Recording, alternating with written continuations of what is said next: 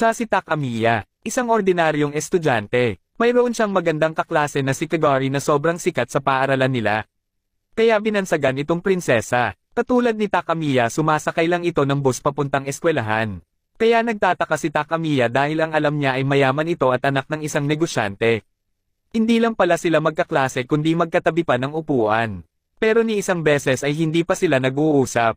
Nasagi ni Takamiya ang kanyang pambura at nahulog ito. Nang pupulutin na niya ito ay bigla naman itong pinulot ni Kagari at iniabot sa kanya. Akala niya sinwert siya dito ngunit dahilan pala ito para pag-initan siya at mabugbog ng mga tagahanga ni Kagari. Dito ay inutusan siya ng kanyang guro na dalhin ang mga papel sa silid nila ngunit habang naglalakad papunta doon ay inagaw ito ng isang babae na kasama ni Kagari. Habang naglalakad siya para itapon ang basura ay may napansin siyang parang gumagalaw sa loob ng basurahan.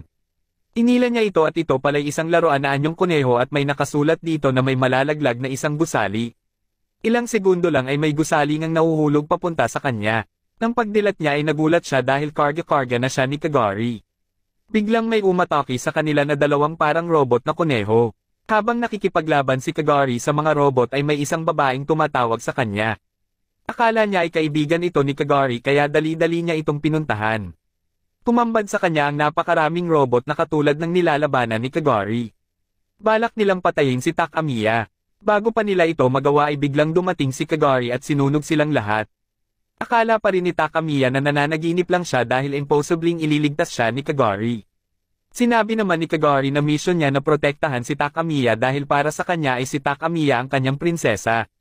Biglang may tumayong robot sa likod ni Kagari at aatakihin siya nito kaya kaagad na hineronggan ito ni Takamiya ngunit hinampas lang siya nito at nawala ng malay.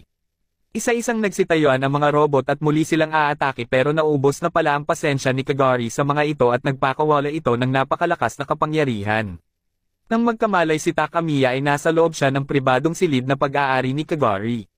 Dito na rin napagtanto ni Takamiya na pasekreto pala siyang pinoprotektahan ni Kagari.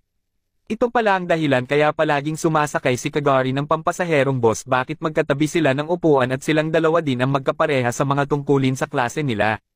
Isang araw habang nasa bus si Takamiya papuntang eskwelahan ay nakiusap si Kagari na kung pwede silang magkatabi sa upuan. Dahil dito galit na galit kay Takamiya ang mga tagahanga ni Kagari sa kainggitan na kahit naglalakad na sila papasok sa paaralan ay magkatabi pa rin sila.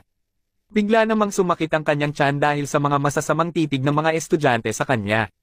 Paglabas niya ng banyo ay kinumpronte siya kaagad ng mga nambugbog sa kanya dati. Bigla namang dumating dito si Kagari para protektahan siya. Kahit sa pananghalian ay magkasama pa rin sila. Hindi kinaya ni Takamiya ang mga matang nanlilisik sa kanya kaya umalis siya dito.